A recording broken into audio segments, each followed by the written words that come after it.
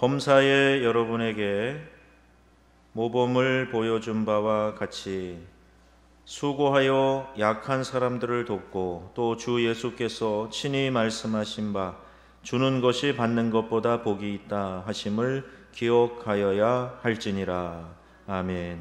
하나님은 우리가 생각하는 것처럼 그렇게 변하는 하나님 아니시고 또 어떤 상황에 따라서 바뀌시는 분도 아니시고 또 이렇게 결정하셨다가 저렇게 번복하시는 하나님도 아니시고 어제나 오늘이나 영원토록 동일하신 하나님이신 줄로 믿습니다.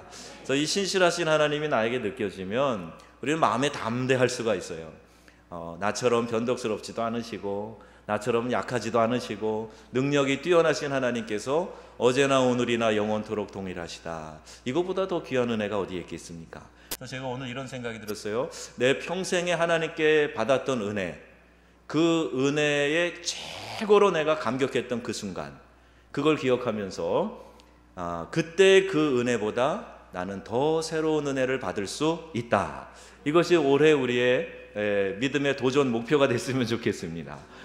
내 평생에 받았던 은혜, 저도 많은 감정이 있고 감격이 있고 놀라운 역사들이 있었는데 그때 받았던 감격보다 더 놀라운 은혜를 올해 반드시 주실 줄로 믿습니다. 그런 마음으로 제가 기도하기를 시작을 했어요. 하나님께서 우리 안에 놀라운 은혜 베풀어 주실 줄로 믿습니다.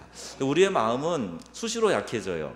어떤 일을 만나면 주저앉게도 되고 회피하고 싶은 마음도 들고 또 어떤 일을 만나면 너무 짜증스럽고 고통스럽고 그런 일들이 있을 수 있습니다.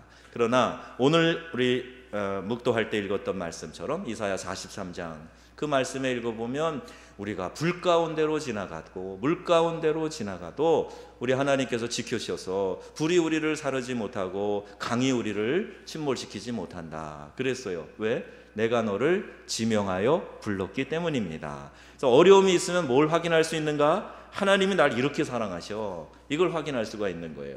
평소에는 잘 모르다가 인생의 위기를 만나거나 어려운 문제를 만나거나 또 질병을 만나거나 고통이 당할 때, 고통이 임하였을 때 그때 하나님이 날 이렇게 사랑하셔. 이걸 새롭게 경험할 기회로 여러분이 선용하시면 놀라운 은혜를 새롭게 경험하게 되실 줄로 믿습니다.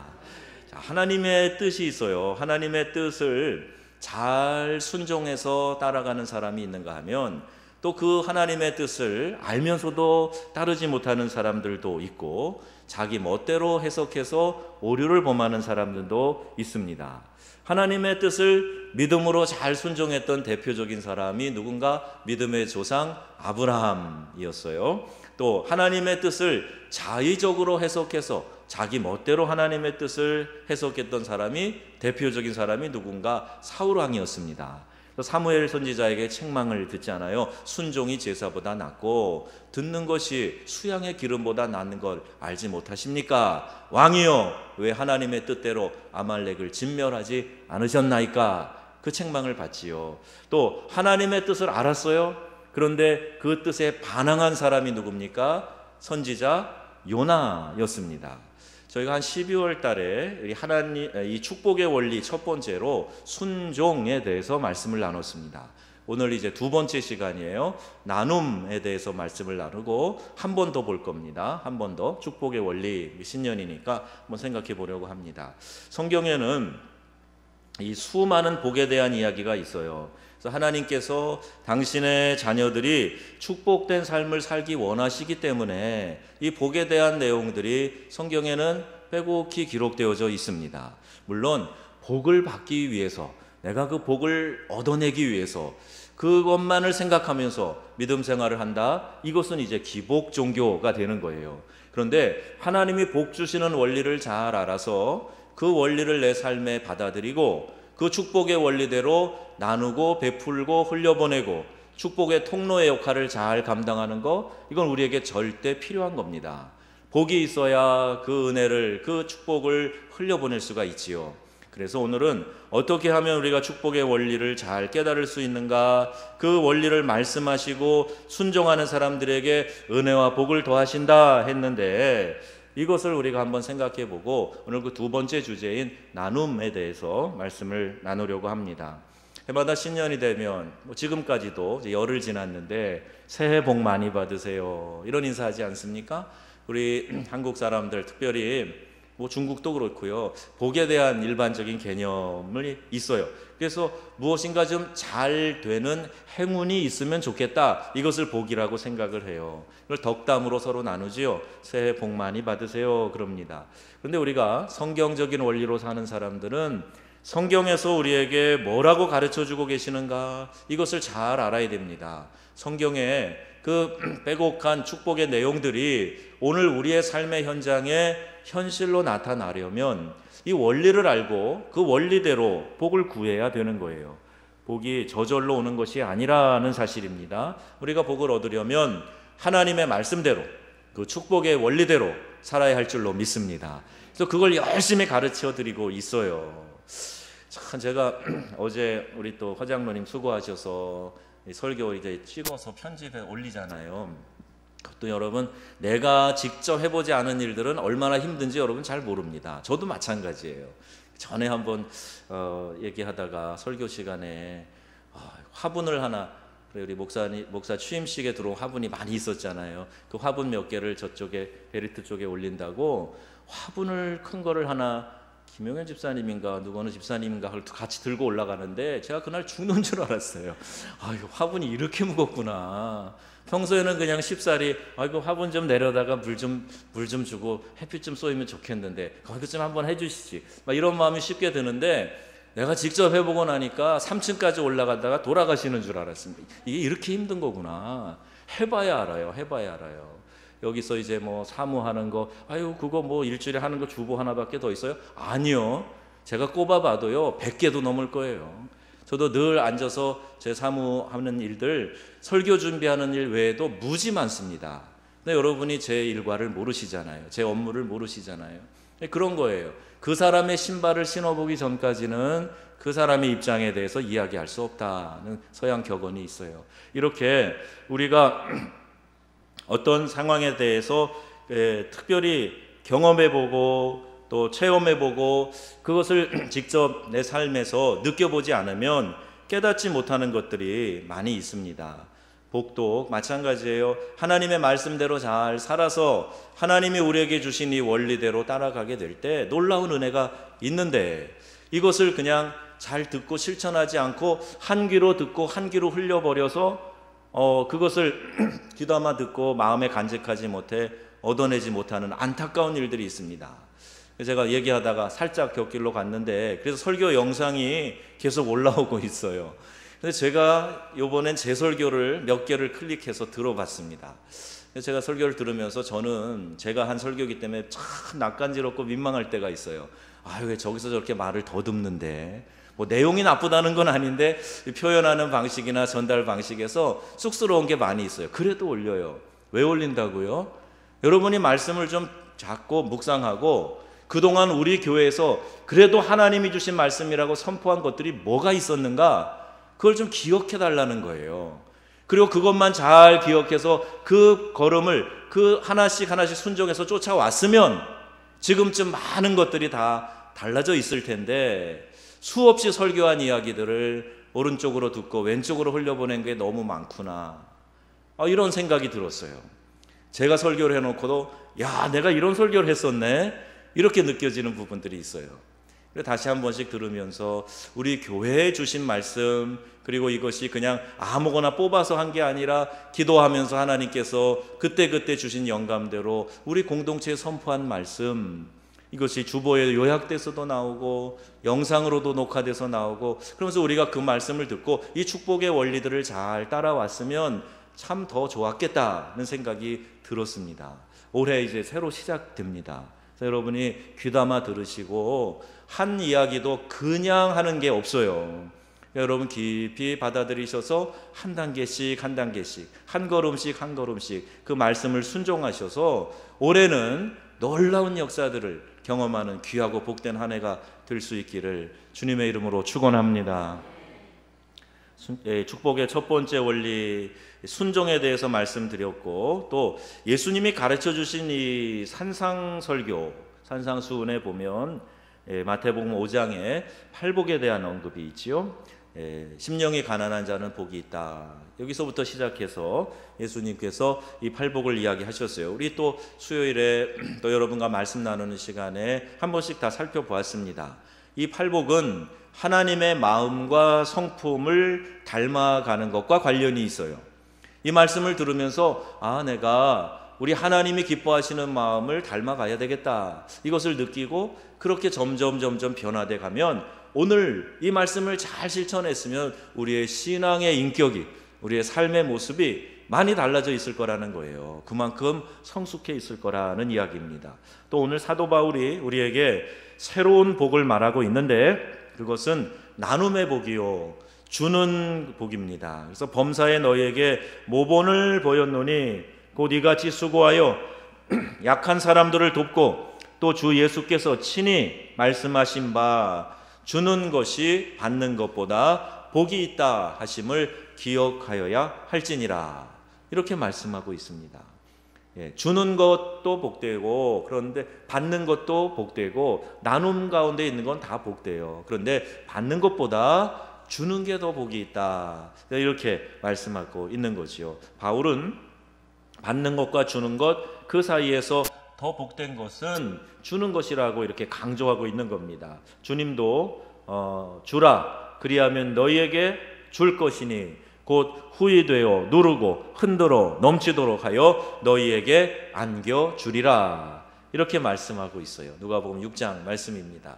그런데 우리는 맨 앞에 주라, 요게 잘 귀에 안 들어오고 그 뒷부분에 후히 주시고 흔들어서 넘치도록 주신다, 거기에만 아멘 그러는데 맨 앞에 뭐가 붙어 있어요?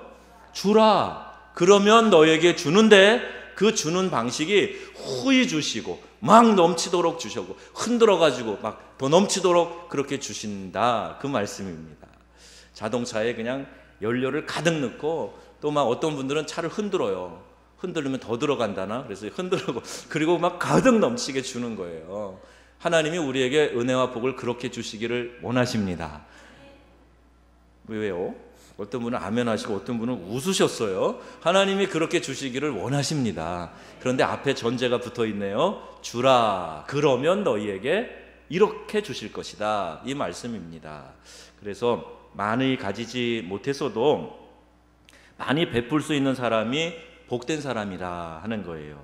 이스라엘의 이 사해라고 있죠.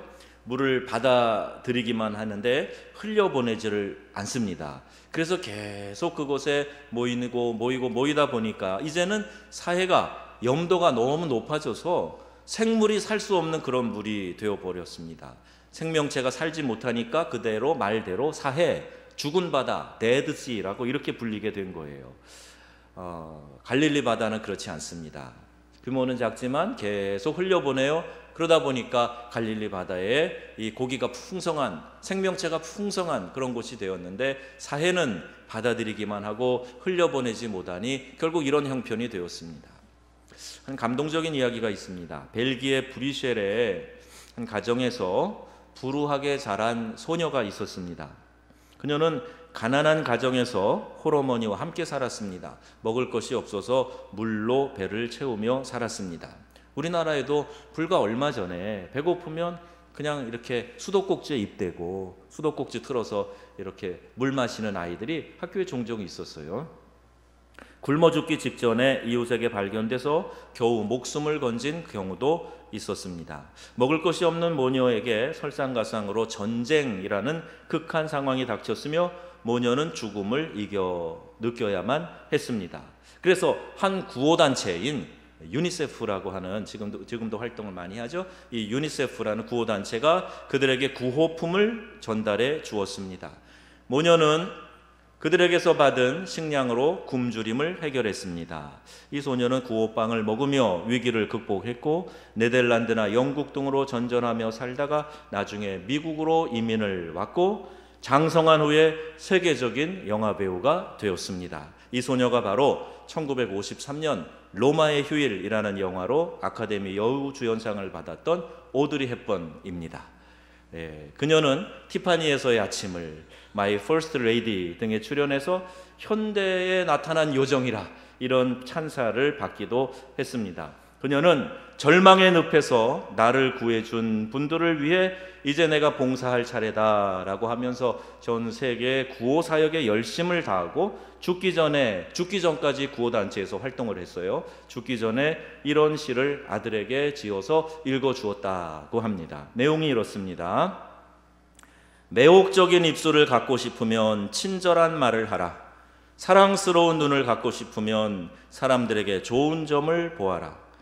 날씬한 몸을 갖고 싶으면 내 음식을 배고픈 사람들과 나눠라.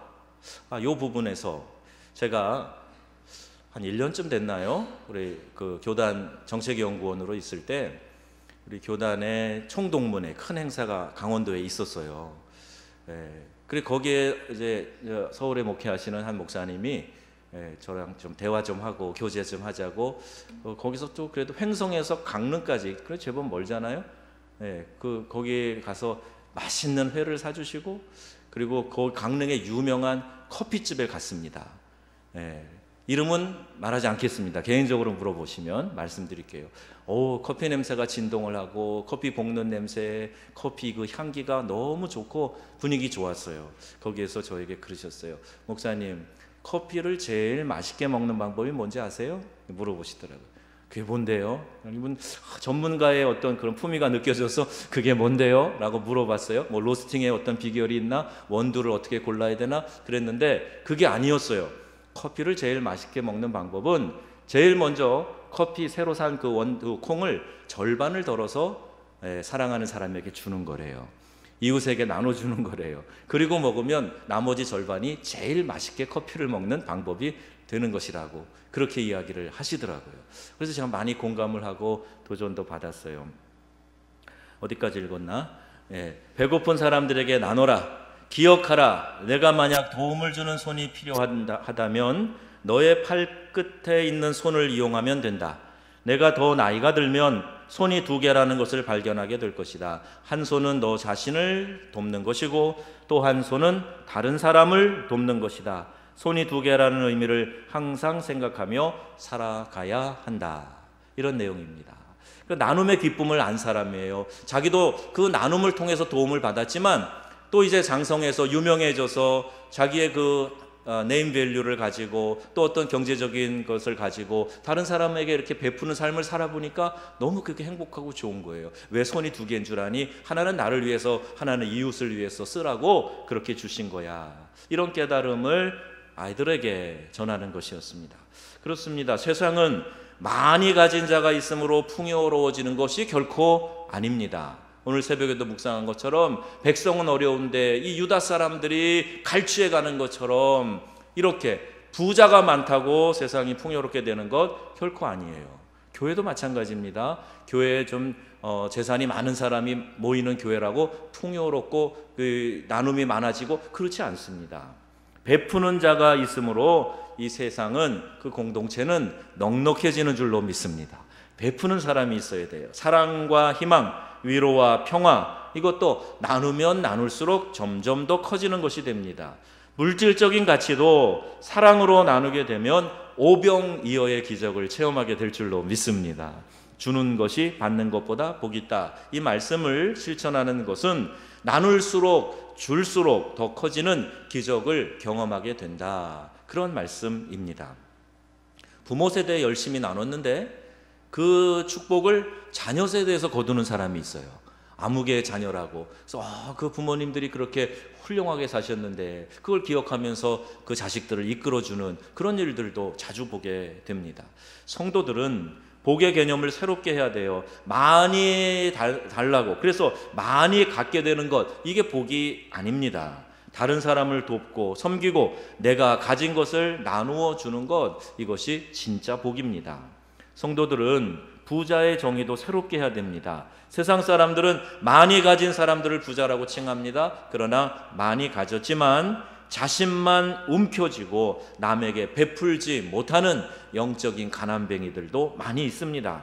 이들이 진짜 부자가 아니에요. 베풀기를 좋아하는 사람, 그래서 내가 쓰는 것보다 흘려보내서 다른 사람이 같이 쓰는 그 부분, 그 모두가 다 그의 몫이고 그의 축복이 되는 것입니다. 저는 이번 새해에 이 글을 읽는 우리 모두가 다 복된 자고 또 부자가 되기를 바랍니다.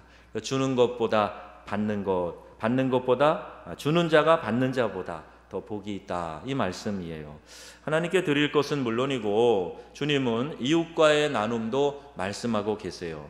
이동원 목사님 우리 코스타에 자주 오셔서 유럽에서 몇 번 배웠는데 재미난 이야기를 하셨어요. 준다라는 거 영어의 giving 아닙니까? 이 giving, 사랑한다, loving, 이 스펠 하나 차이예요. 근데 giving과 loving이 차이가 없다는 겁니다. 사랑은 주는 것이고 주는 것이 사랑이다, 이런 표현입니다.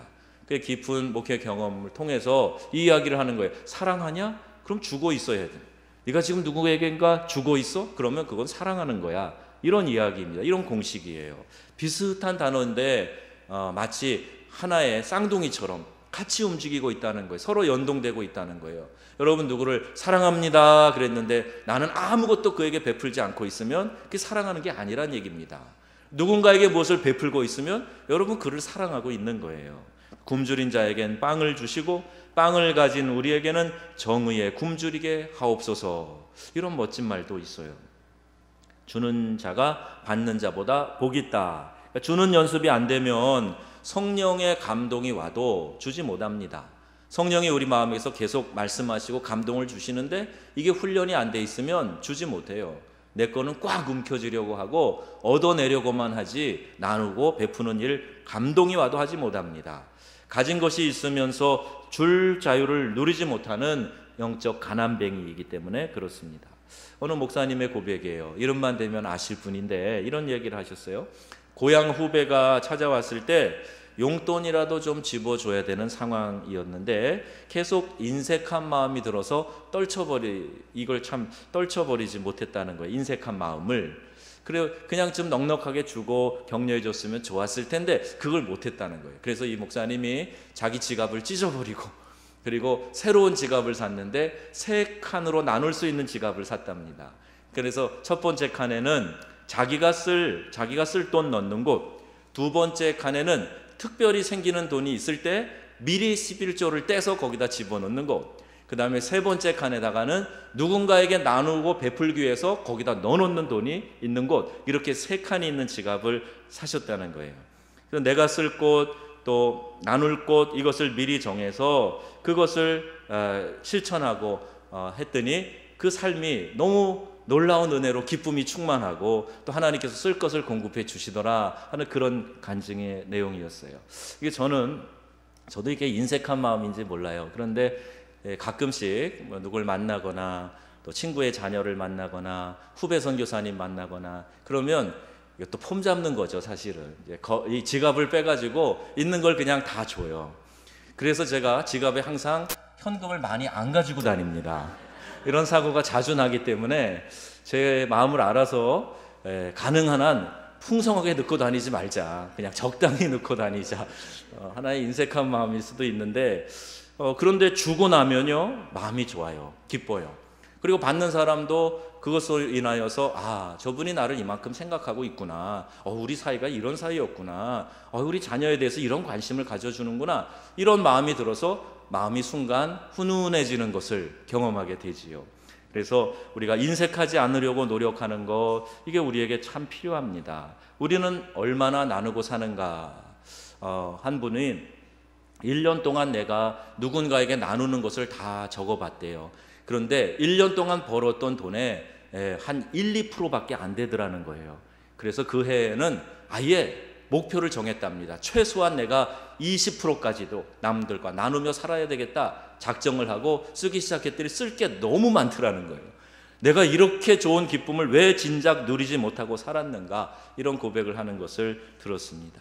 여러분, 돈이 없어서 가난한 것이 아니에요. 마음이 가난하기 때문에 가난한 겁니다. 그래서 올해는 우리 교회에 이런 좋은 플로잉이 좀 있었으면 좋겠어요. 조금 이렇게 힘이 없어 보이면 가서 밥도 좀 사주고 책도 좀 한 권 사다 주고 그러면서 서로가 막 나누는 그런 모습들이 좀 교회 안에서 많이 일어났으면 좋겠습니다. 저에게 잘하려고 하지 마시고 여러분들끼리 좀 그렇게 나눠주셨으면 좋겠어요. 그래서 서로가 격려가 되고 축복이 되고 내가 너를 이만큼 생각하고 있어, 너를 위해서 이만큼 기도하고 있어, 그런 마음을 좀 전할 수 있는 사랑의 나눔이 있어지기를 주의 이름으로 축복합니다. 사랑의 나눔이 있는 곳에 누가 계시다고요?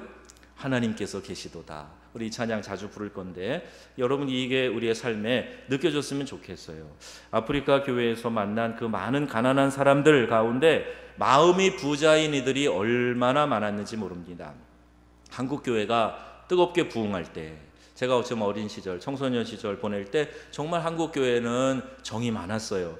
교회가 정말 가진 것이 많지 않은 그런 상황에서도 특별히 이제 시골로 갈수록 그런 인심은 더 좋았다 그러는데 옥수수 쪄서 나누고 꼬질꼬질한 손수건에다가 계란, 삶은 계란 싸가지고 와가지고 또 목사님 어디 가신다 하니까 기차역까지 고국 하나 들고 나와서 목사님 이거 드시고 가세요. 그리고 꼬질꼬질한 손수건에서 감자, 삶은 감자, 계란 이렇게 꺼내내고 목사님 이거 드시고 가라고 하는 그런 마음.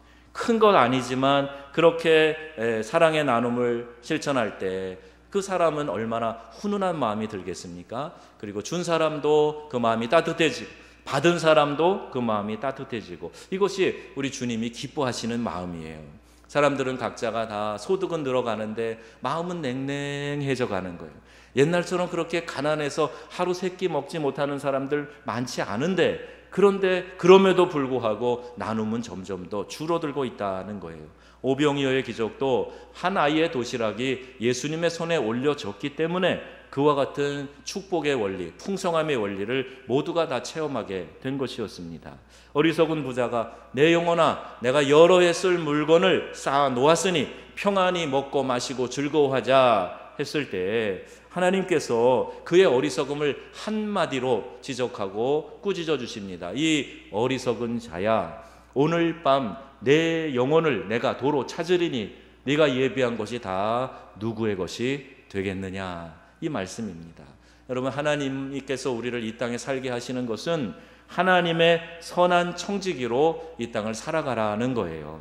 내 것을 움켜쥐고 살라는 것이 아니라 하나님께서 나에게 부어주신 것을 흘려보내고 나누며 그 기쁨을 누리고 행복하게 이 땅에서 살라는 말씀입니다. 이 세상에 나눔을 실천하여 하나님이 주시는 복을 이어가는 멋진 그리스도인들이 많이 있습니다. 저는 여러분들 가운데 그와 같은 분들이 나타날 수 있기를 바랍니다. 그리고 그러한 축복의 흘려보냄, 또 나에게 거쳐가는 그 축복의 물줄기가 내 안에서 다시 생명을 일으키고 다른 곳을 향해서 힘차게 뻗어나가는 그런 역사가 나타났으면 좋겠습니다. 흘러가는 샘의 물줄기를 막아놓으면 그 샘은 말라버린다 그래요.